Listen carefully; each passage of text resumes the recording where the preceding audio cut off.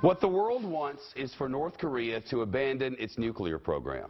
What North Korea appears to be doing is expanding its nuclear program. Yet President Trump says talks with the Hermit Kingdom are going well. The White House says Secretary of State Mike Pompeo is headed to North Korea on Thursday. His trip comes after our corporate cousins at the Wall Street Journal reported North Korea is expanding a facility that builds ballistic missiles. And the analysts say those missiles are capable of striking U.S. military bases in Asia with a nuclear weapon. The president tweeted this morning, many good conversations with North Korea. It is going well. In the meantime, no rocket launches or nuclear testing in 8 months. All of Asia is thrilled. Only the opposition party, which includes the fake news, is complaining. If not for me, we would now be at war with North Korea. How does the president say it's going well with North Korea when U.S. intelligence agencies saying they're deceiving the U.S. right now and making more fuel? Look, as I said yesterday, I'm not going to confirm or deny intelligence reports. I'm not going to comment on that. But we had good meetings just a couple days ago with Ambassador Kim. And as you know, Secretary of State's headed to North Korea. And we're continuing to make progress in those conversations. Is he moving the goalpost, though? Is it now war avoidance and not denuclearization? No. I mean, again, the goal is the same as it's always been, and that's denuclearization. That's what we're going to continue pushing for and continue working with them on. Well, certainly that's the goal, but that is not what is happening. The expansion seems to be the reality. At last month's summit in Singapore, the North Korean dictator Kim Jong-un promised to work toward complete denuclearization of the Korean peninsula without giving any specifics on how or when such a thing might happen.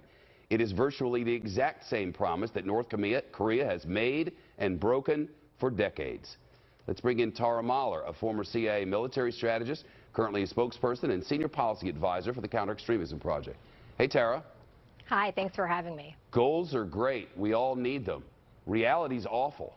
How are we any better now than we were before all of this mess happened?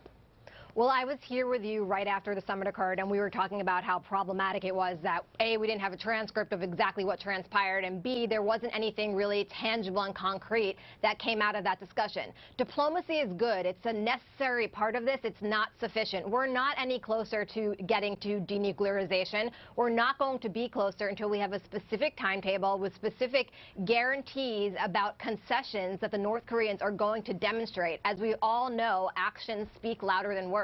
So all we've seen up till now are a lot of words from both leaders, and on the Trump administration side, a lot of positive words, and I'd argue setting the bar too high. They should be lowering expectations. This is going to be a long process. It's going to be phased, and if we succeed, it's going to take a long time. I don't understand who they think they're kidding here. I mean, first we had maximum sanctions and the world together, no North Korea, no North Korea, no North Korea.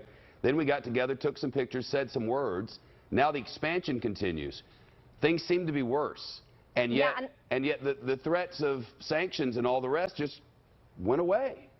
And the real troubling part was in the Washington Post just a couple of days ago, which is that since the summit itself, the intelligence community has reportedly, according to the Washington Post, been reporting that the North Koreans have been ramping up their activities and that there's been intelligence suggesting that they're going to try to deceive or denial and deception campaigns around how many missiles they have or what they're going to declare.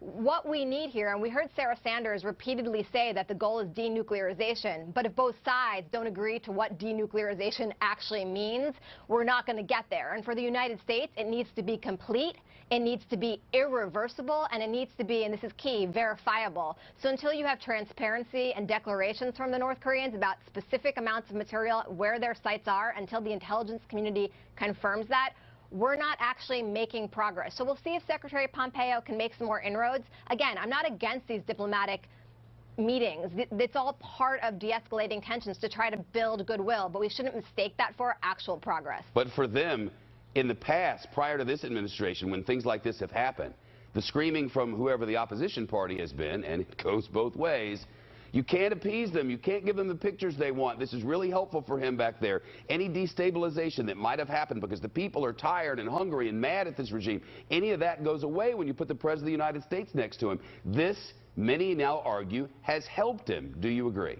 It probably has helped for some propaganda value. I'm a little bit less concerned about sort of the photo op aspect of this. I do agree that we should not be appeasing in terms of granting concessions without getting anything in return. I do not agree that President Trump should have made the overture of halting or thwarting our military exercises, and I don't think we should be praising a dictator and complimenting him and sort of going over the top. That's unnecessary. But diplomacy needs to take place, and we'll see how it pans out. Tara Mahler, hope you have a fantastic 4th of July. Thank you. Happy July 4th to you. Thank you.